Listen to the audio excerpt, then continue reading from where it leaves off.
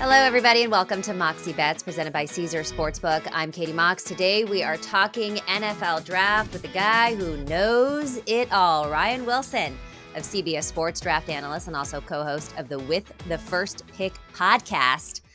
How are we? I mean, you've been gearing up to this moment, Wilson. The draft is over. You still have to talk about it for about a week, but how are we feeling? Pretty good. I'm in. It could be worse. When we got back from the Super Bowl, I was sick. Like I got the Las Vegas Yes. flu or whatever that was. So I feel health wise, I feel pretty good. It's a grind in a different way, but it's fun, and you sort of it feels like you spend 10 months uh, getting to know these players, and now you're sending them off to Yeah. college. In this case, the pros, and you get to see how they turn out, and hopefully, they can help you into retirement like your real Yeah. kids. Hopefully. Did you find, of all the drafts that you've done, I know this is the second year with the First Pick podcast. Um, what did you think overall of the draft this year? I mean, we'll get into some of the surprises, we'll get into the grades, but did it kind of turn out? I felt like at least the first, I don't know, 5 picks were all chalk. I mean, pretty predictable. Did this seem like there wasn't as much crazy happening with this draft? That's a good point. I forgot about how the draft started pretty much as we expected, and then it got a little crazy because my final mock draft Yeah. that I tried to predict what was going to happen, I had 7 trades going in the first round, and most of those at the top. That said, Uh-huh. this was this is a great draft because number one, it's all about the quarterbacks. So they went 6 of the first Yeah. 12 picks. A few years ago, the draft was Kenny Pickett and no one Horrible else. quarterback. Yeah, and then so that adds excitement. The wide receivers Hmm. going off the board adds excitement. So it was probably it was the most fun draft I've had so far, which is good, Okay. just because there were so many players at the top that were so good, and next year's draft Yeah. actually could be even deeper. So got that to look forward to. Well, you've already got a mock draft for next year, which Dude, we'll get into that later. You're what is sick. going You're a on? sick person. You're Yeah, doing for this real. already. But Wilson, I will say the biggest, I guess, surprise or drama of the draft was the Falcons, right? Picking Michael Penix Jr. with the number 8 overall. Shout out to our colleague Jonathan Jones, who had correctly predicted this one. Were you shocked by this? I mean, they just got Kirk Cousins. Yes, I was very, very, very Yeah. shocked. We were in Stanford on set, and my buddy on the podcast, Rick Spielman, had run out of the studio, and he came back in. And I said, "The Falcons just took, Michael Penix Jr." He goes, "What?" That was wild. Like, no one saw that coming except for Jonathan Jones, to his credit. That's an Yeah. absolute calling your shot of calling your shots. Uh, and, what I don't understand, the first thing Rick said to me, and Rick signed Kirk Cousins to Minnesota back in the day, his first time around Okay. there. Wow. And he said, "I wonder if they let Kirk know." And we later found out that Kirk found out when Oh, the rest of us found out. So that to me is a head scratcher. I heard yeah. the press conference from Terry Fontenot and Raheem Morris explaining why they did it. And some will understand that. But you're in a division where you could great chance to win it. And you have the pieces in place. You can continue to build those pieces. You could have gone defense. You could have gone edge rush. You could have gone cornerback. Even BMAC in the last mock draft that we did for HQ, our colleague, had them taking Roma Dunze, the wide receiver, which is crazy, but that would have made more Yeah. sense than Michael Penix Jr. And I love Michael Penix Jr., but Yeah. you're taking a 24-year-old quarterback with, Kirk Cousins, who you just signed and gave $90 million guaranteed. Make it make sense, Katie.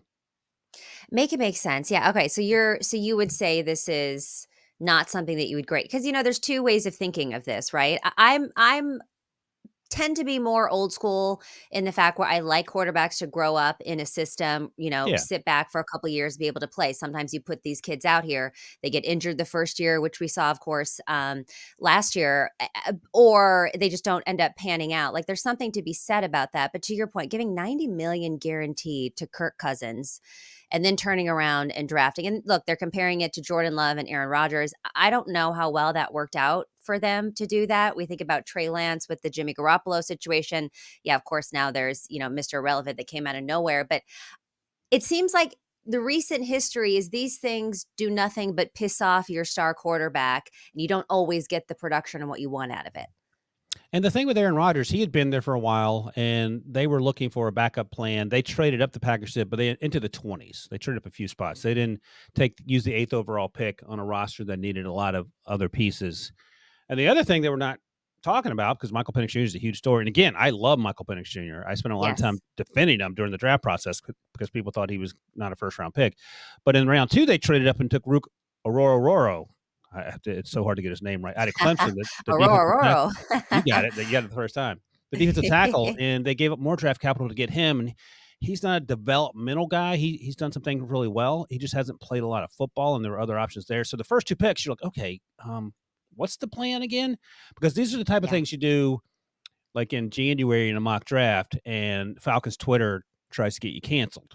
And it Right. happens in real Right. life. So it's Yeah. curious. So the good news, I guess, is that Kirk Cousins' demeanor isn't Aaron Rodgers' demeanor. The bad news is I'm sure Kirk Nicer Cousins is guy. Nicer guy. nicer guy, but I'm sure he's like, okay, this does not make a ton of sense to me. And in No. terms of putting pieces around me, adding someone to the quarterback's room isn't going to make us better right away.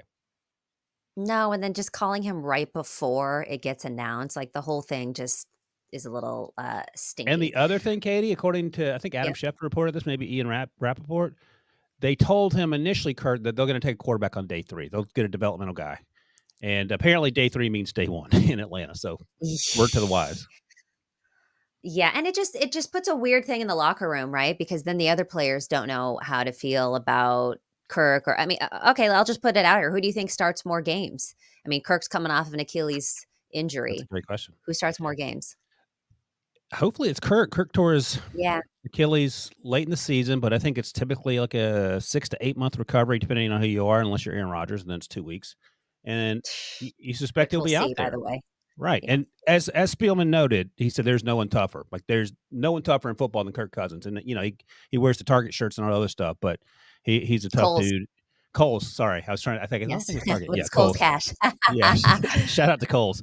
So he'll try to be out there, and I think that team could still be really good. The other thing to think about too, Katie, is important because we always like to have these knee-jerk reactions. Last year, a little different, but the point is that the Texans traded up to number 3, gave up a boatload to go get Will Anderson right after they took C.J. Stroud, and we're Yes. like, oh my God, what are they going to do after losing all that draft? Turns out that was the absolute right pick. So maybe in the Oh, long run, man. Michael Penix Jr. makes sense. It just doesn't make sense in the moment. Well, you talk about the Texans, right? I think a lot of people thought that they won the draft last year. Who would you Mm, say won it this year? Is it the Bears? I mean, I feel like the Bears had kind of a splashiest, first pick, second pick, similar to the Texans last year. that's a great call. I'm laughing because I was like, well, obviously it's the Steelers, but of course the Bears also had a pretty good draft. He's a I'm a Steelers Steelers fan. fan, people, Yeah, just so you that, know. that's why that makes sense. No, the Bears. Our buddy Joe Musso, who we work with, and you see him more often Oh, than I do. man. He was so pumped because for the first time, literally ever, they have a franchise quarterback. No quarterback has thrown for 4,000 yards in Chicago. I didn't know that until Musso explained that to me. So they Yeah. have a dude, and they have a legit dude. They don't have a Mr. Trubisky. Mhm. They don't have a Kenny Pickett. They have someone that you're like, okay, this guy's taking over day 1. And at pick Yep. 9, we were thinking maybe edge rush, maybe even defensive tackle would Yeah. make sense. Byron Murphy was a special player. And as the board fell, Musso's like, "Look, man, they got to get Roma Dunze here." I was like, "It's not a huge need, but I get it." And they took Roma Dunze. And Roma Dunze, we talked Wow. to both him and Caleb at the combine. Roma Dunze is a special dude. He's Okay. quiet. He's going to be like a locker room culture guy, and he's absolutely dominant down the field. So the, those 2 picks alone, if they just packed up and gone home after that, that's a win. I think they had 4 picks. No, they didn't have 4 picks. They ended up trading another round, trading back into the draft to actually get an edge rusher as well. There was a team that had 4 picks, but it wasn't the Bears. They had fewer picks. But they got Austin Booker, the edge rusher out of Kansas in round 5. That feels like stealing almost. And of course, most importantly, shout out to John Breach. They got a punter, the best punter in college football. And apparently, Yes. Caleb texted Torrey Taylor, the punter, and said, "We're not going to be needing you much, buddy, but welcome to Chicago," which is also pretty awesome. I love Caleb's confidence, and obviously, as he should be, right? Heisman Trophy winner, number 1 overall. I love his confidence, and there was a lot of people saying, "Oh, this is the Bears or Chicago is where quarterbacks go to die." I would argue that's the Cleveland Browns, but sure, the Bears as Yeah. well. But you think of number 1 draft picks overall, who has had a better setup than Caleb does going in here, right? They got Rome, they've got DJ Moore, I believe Keenan Allen is there Keenan now. Allen Like is there. DeAndre Swift is he's there. got yeah, like who's been set up better than him as a number 1 draft pick coming in? Like nobody, right? I mean, not for a Right. No. while. Not forever, I don't think. Last year they drafted Darnell Wright in the first round, the right tackle. He played a ton. They liked their left tackle, Braxton Jones.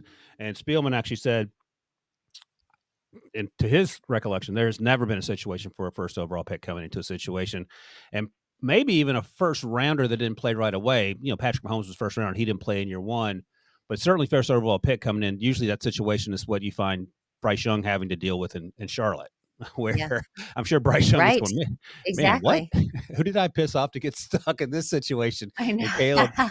here's the thing. Oh, I don't want to spoil it. I'll just spoil. I'll tease it. The over under for the Okay. Chicago Bears is crazy town, and Yeah. we'll talk about it in a little bit because I asked Rick about it. He's not a gambler, but just before I told him the number, he was pretty impressed where this team could possibly end up by January. Okay, well, I'm excited to hear that. Let's talk about the loser of the draft. Who had the worst draft in your opinion? I mean, the Falcons are the easy one. I mentioned their first two Yeah. picks not making Yeah. sense in terms of what they're trying to do in Atlanta. I like both those players, and Yeah. I'm glad Michael Penix Jr. went as high as he did because it just sort of rebuts and pushes back against some of the stuff that we were hearing. But I'll go with another one. The Patriots were sort of confusing to me. The Drake May stuff makes sense. I get all that. There's no confusion there. They traded down in the second round. They had a chance to get Ladd McConkey, who was one of my favorite players on planet Earth. He ended up going to the Chargers. He's just under 6 feet. He's just under 190, but he ran in the 4.3s, and he gets open. That's all he does is get open. Whatever route he's running, he's getting open. By the way, shout out to Ricky Pearsall. That's going to be hard to watch if you're the rest of the NFC West. That's Rick. So here's a fun little aside. Again, Rick is not a gambler. We do a lot of $1 bets on the podcast, and I don't know, 3 Okay. weeks ago, I gave Rick the line 33.5 over under for Ricky Pearsall because everyone thought he was going to go in the second round. Rick took under on 33.5. Won $1 on that, so he Won a nailed it. dollar. Yeah, that's as rich as he's willing to go. But that was a great pull by him. But I was just curious with the Patriots. Like you take Jalen Polk, who's a good player out of Washington, and obviously did a lot of things with Yeah. Penix Jr. But the Patriots have a history of bungling second round wide receivers, and if Ladd McConkey's steering you in the face, just take him. Like don't overthink it. Yeah. They took Caden Wallace in the third round. I liked him as a right tackle coming out of Penn State. But then the question becomes, is he going to play right tackle? Because they have a right tackle, Michael Owenu, who played pretty well last year. Owenu may want to move back inside, in which case I get it.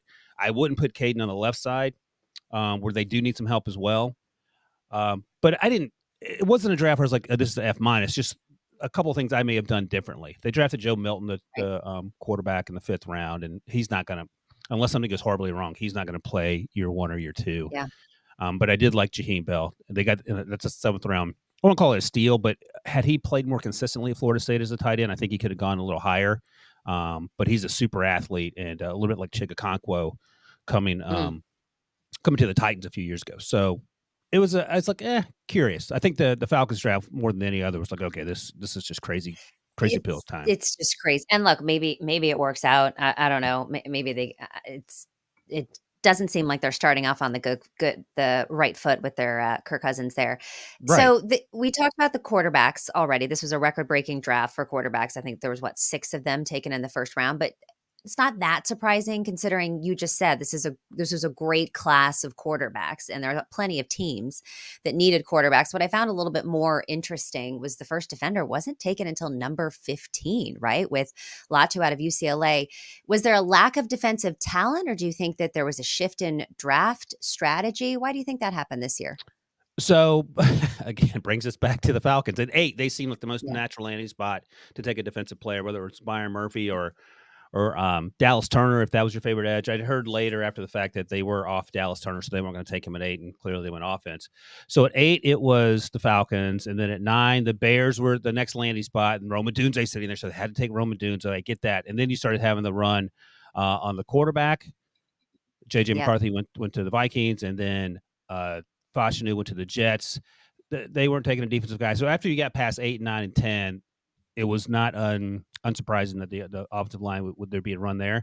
What was mildly surprising, though, Katie, was that at 15, the Colts, now they took a defensive player, and edge made some sense, so did cornerback. But there was Latu, who's the most technically gifted pass rusher in this class, or advanced pass rusher at this point. He's played a lot of football. But he had the neck injury, and it was unclear whether he would be a top 15 pick, which some teams had mentioned if he were healthy, or if he would fall into the 20s. But if he's healthy, I have no issue with him going first as the first edge rusher. But 15 is again crazy because it's never happened before, and I think Right.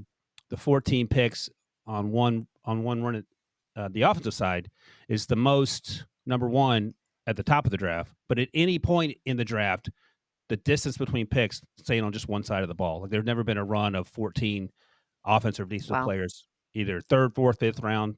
So that also was noteworthy. So a lot of crazy stuff coming out of the draft, but also it Yeah. made it that much more exciting. Right, and that's what the first 5 picks were all chalk, but then as it went Yeah. on, yeah, it did get more interesting, and more exciting. All right, we're gonna take a quick break here. When we come back, we're going to give NFL team grades plus some future picks with Ryan Wilson. Don't go anywhere.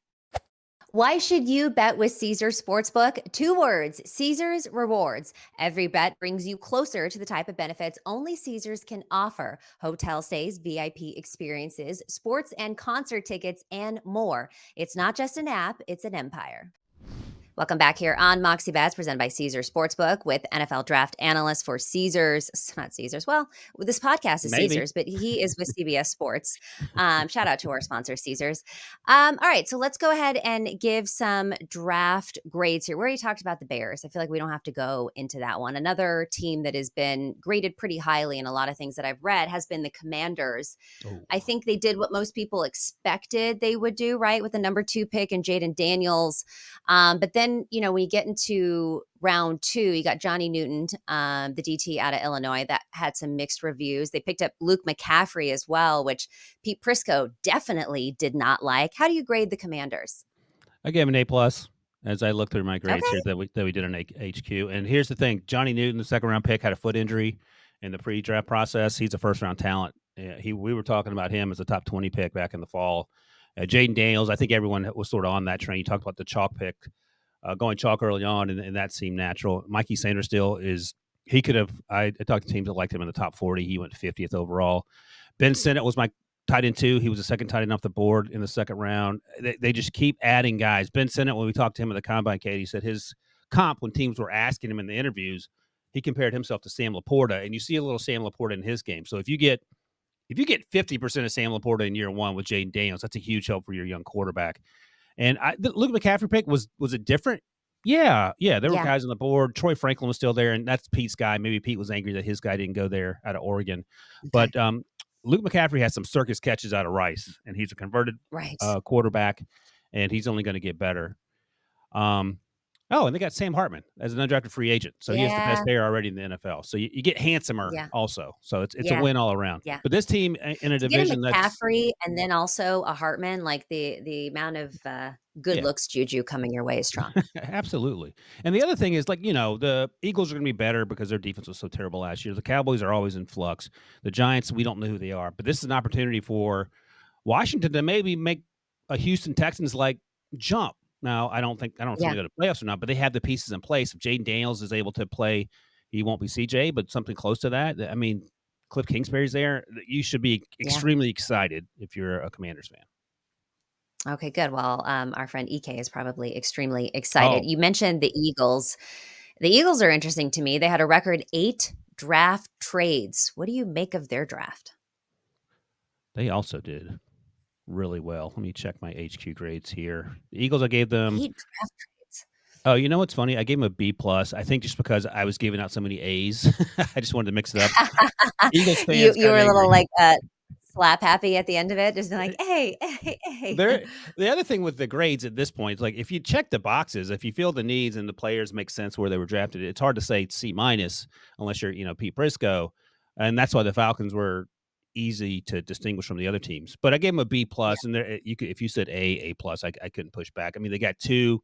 The first 2 picks are cornerback/safety in rounds 1 and 2. Those guys are both top 20 talents for me. And Cooper yeah, DeJean went in round 2, and then Quinyon Mitchell went first overall. I thought the Jalex Hunt pick in round 3 was a little bit of a stretch. He's a developmental guy. He's a transfer from Cornell where he played safety, and then he became an edge rusher at Houston Baptist in a division. I think they're FCS. I may be wrong about that. Will Shipley, I didn't love as much the running back in the 4th round, just in terms of good player. He's not, to stereotype, he's not Christian McCaffrey. He's a little less yeah. athletic and not quite as hard a runner. But again, they got some guys that make sense and help their football team, and they're going to be a lot better on defense. Vic Fangio's now the defensive coordinator. They moved on from Matt Patricia Yep. experiment, which obviously didn't work at the end of the season after Sean Desai No. lost his job. So I give it a B plus. And I guess the other thing to make it an A, Katie, if we want to go down that road, you talk about the A trades. They are stockpiling picks for next year's draft when they're going to be Yeah. even more dudes in those draft classes. So they're thinking ahead, and that's how Howie Roseman works. Our buddy Rick Spielman notes that he loved doing deals with Howie because he knew Howie's going to bring it. And like you couldn't show up to that and Yeah. not be prepared because Howie was more times than not going to get the better of you. I love that. Well, that goes into one of my picks a little bit later here for season win totals. You talk about them stacking up for next season.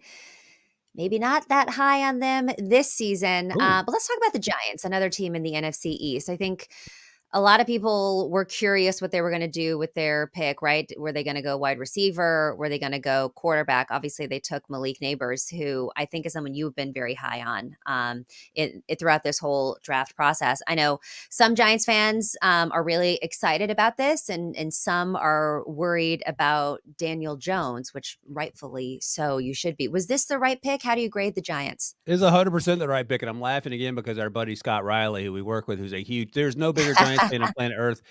Before the draft, he goes, all right, and no one loves Daniel Jones more than Scott Riley and Daniel Jones' Okay. family.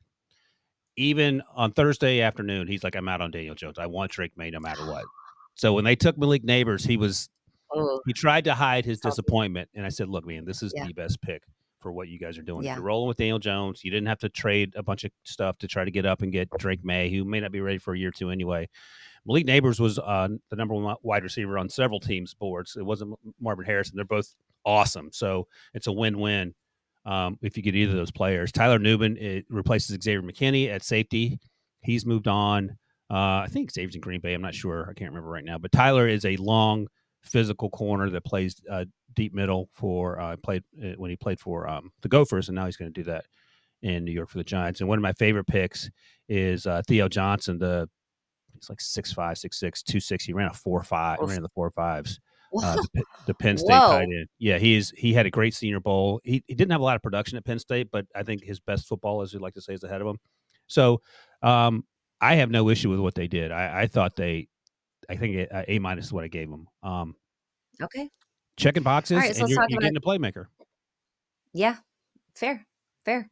And hopefully Daniel Jones I mean, has a year like he did a couple years ago and not last year. exactly. And obviously obviously no Saquon Barkley too. And they haven't had a true lead, wide receiver one since Odell Beckham Jr. So Mm-hmm. I agree with you on that.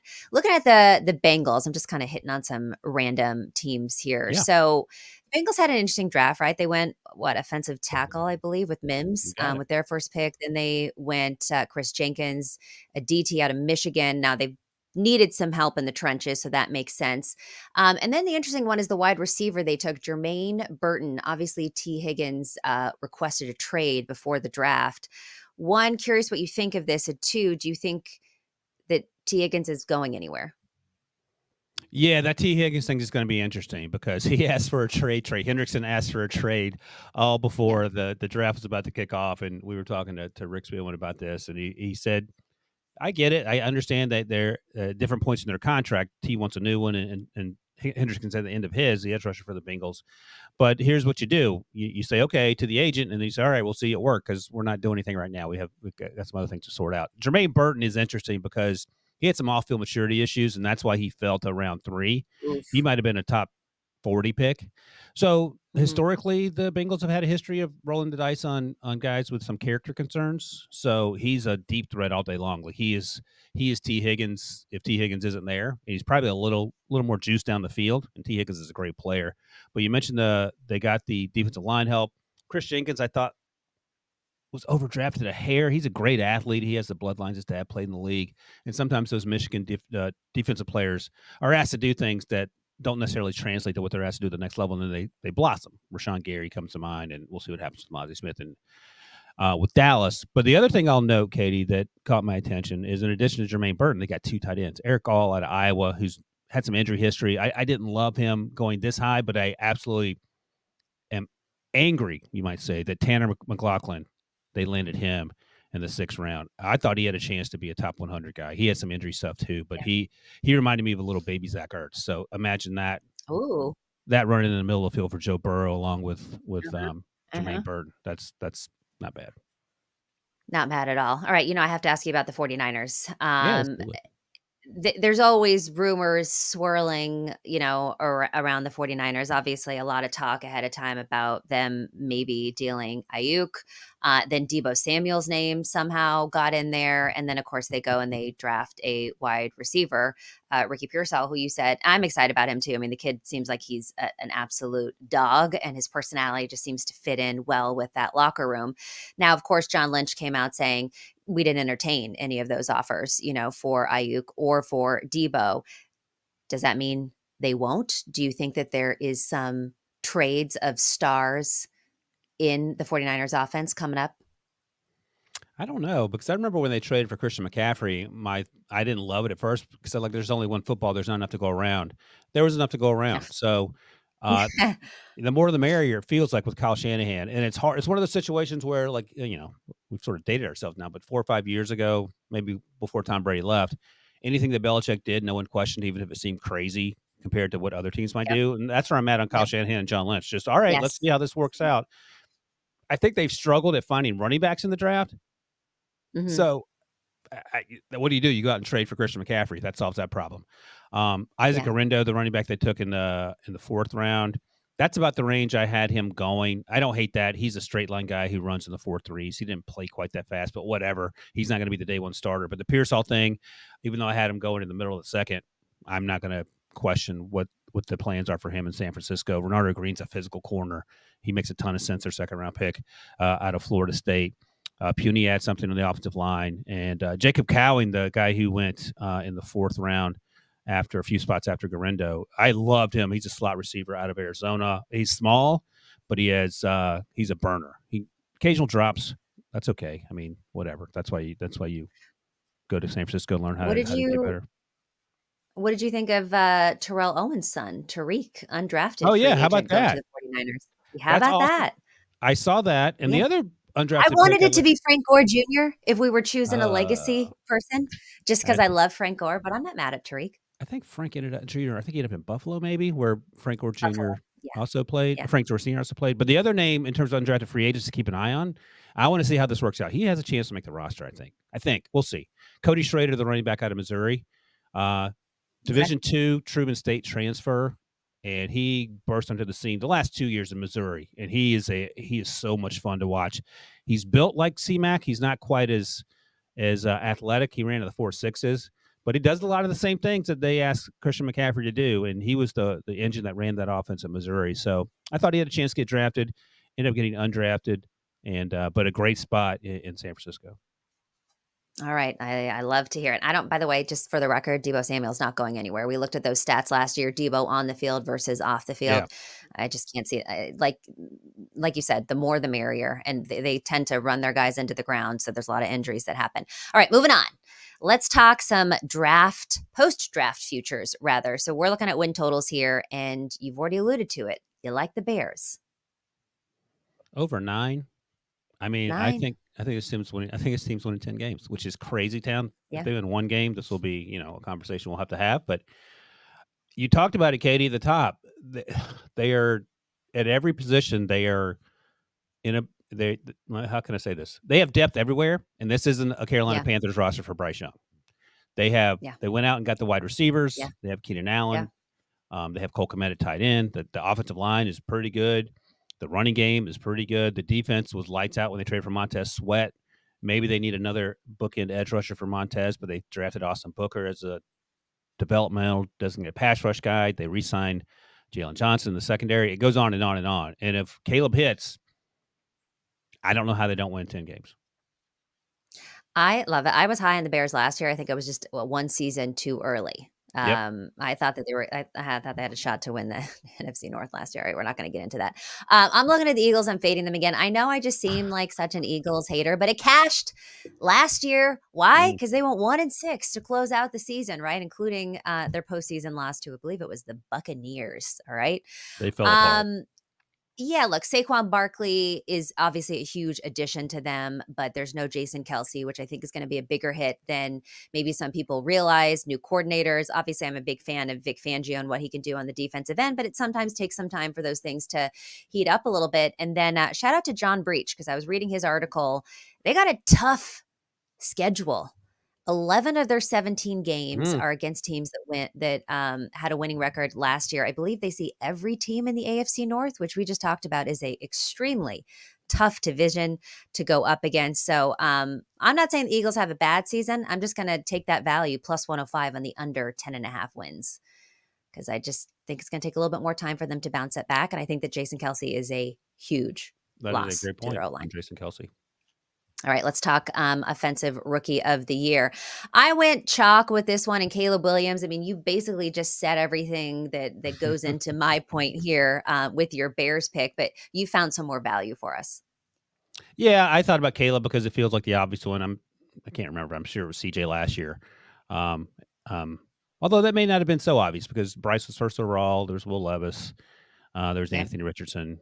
But I'm going to go with Malik Neighbors. And the reason now, Okay. look, the quarterback situation is problematic. It's plus 1,000 as we're doing this. But you talked about it earlier. It's the first big offensive wide receiver playmaker they've had in New York since Odell Beckham. So I looked quickly in 2014. I can't believe that was Odell's rookie season. That's crazy. As a rookie, he had 91 catches for 1,300 yards and 12 touchdowns. I don't know if he did win Offensive Rookie of the Year as I look at it. So are those numbers attainable for Malik? I think so. I mean, maybe there's a 7 to 10% chance that happens, but if he gets in that neighborhood, and again, he's the only show in town. The tight end could retire, Darren Waller. So we'll see what happens there. They have Jalen Hyatt, who wasn't used very often last year as a third round pick. He's a down the field burner. He doesn't give you the versatility that Malik Neighbors does. So I think Malik Neighbors is going to get a lot of targets. If he stays healthy, he's going to be a big part of that offense. So let's try to make a little money here, Katie. Yeah, 10 to 1. Good value on Neighbors as well. Obviously, Caleb Chalk at like plus 230 or plus 240.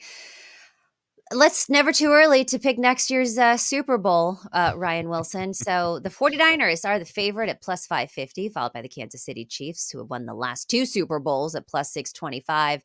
Then you got the Ravens at plus 950. It goes down from there. I'm not falling for this, guys. All right. I'm a 49ers fan, but I'm not falling for this. Okay. I don't understand why they keep putting the Chiefs not as the favorite.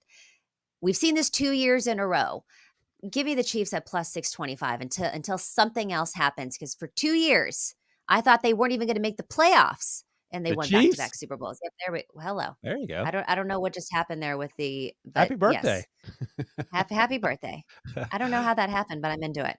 They Yeah. probably heard my passion and thought, you know what, let's give this girl some balloons. She needs them. Who I do you think like? I think you reverse jinxing it for the 49ers. You're picking the Chiefs, so you reverse jinx it. That's worth whatever I You get know it. what?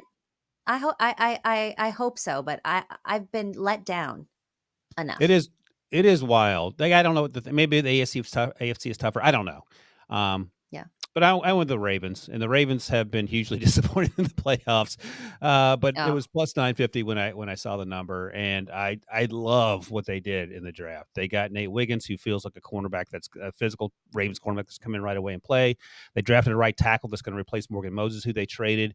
They got more juice at the edge rush position with Adisa Isaac out of Penn State. He'll join former Nittany Lion Adapa Owe there. And then they got a burner in Tez Walker, the wide receiver in the UNC, who runs in the 4-3s, is a big target and just bombs him all day. So hopefully they'll be able to get over the hump in the playoffs. We have not seen that, and Lamar has taken heat for that, but I can't yeah. fault the way that the Ravens put these teams together, and they No. should be in the mix again. Well, and they should have, if they didn't abandon the run against the Yes. Chiefs, Oh then gosh, what are we they doing? would. Then I think that they would have won that game, and then who knows how it stacks up against the 49ers in the Super Bowl. But yes, I still think that they've hopefully learned from that mistake. The problem is, and the reason why I'm taking the Chiefs is the Chiefs have won the mental game over every team that they play, because people know you can't give Patrick Mahomes a chance. They make one little mistake and then every team freaking falls apart, and then the Chiefs just come in, and I'm still hurt by it. So Chiefs plus 625. Ryan, thank you so much for joining today and talking. So the draft is over, Yeah. but with the first pick is not over. It goes year round, right? In fact, you already have mock drafts for 2025. What is wrong with you? Yeah, there's a lot wrong with me, and I actually made Yeah. some phone calls to the editors, like, you know what, I'm not doing a mock draft next year in May. That's just silly. But yeah, What? but the funny thing is, so here's the thing, Katie, you should do a mock draft for 2026 now. The first pick should be Arch Manning because that's going to be the conversation uh, Okay. going That's forward. fun. Like it's going to be Tim Tebow / Johnny Manziel level craziness when Arch is available for the draft. So just, I'm warning you now, brace yourself because I'm that's going I'm to a be a thing. company gal, so I'm all on the Mannings. Oh, good. Yeah, that's right. Yeah, that's going to be fun. For Arch, he's not the starter yet, but it's only a matter of time in Texas, so that's something else to keep an eye on. All right. Well, you can follow Ryan Wilson at Ryan Wilson CBS on X, Twitter, whatever you'd like to call it. You can check him out on With the First Pick podcast, available on CBS Sports, or is it on the NFL on CBS YouTube At page? NFL on CBS, that's right. At NFL on CBS, you could catch him on HQ. You could catch him on Network. What else you got going on? You're everywhere. Yeah, I'll Pick be in my six. You're backyard going to cutting start. grass. Uh huh. If you're walking by the You got a neighborhood, just cute wave. dog too. Got a You got a cute cute dog. dog who's probably sad that the snow is starting to melt. All right, Ryan Wilson, thank you for joining us. This has been Moxie Bets presented by Caesar Sportsbook. Don't forget to follow us on social as well at Moxie Bets, and we'll see you next time.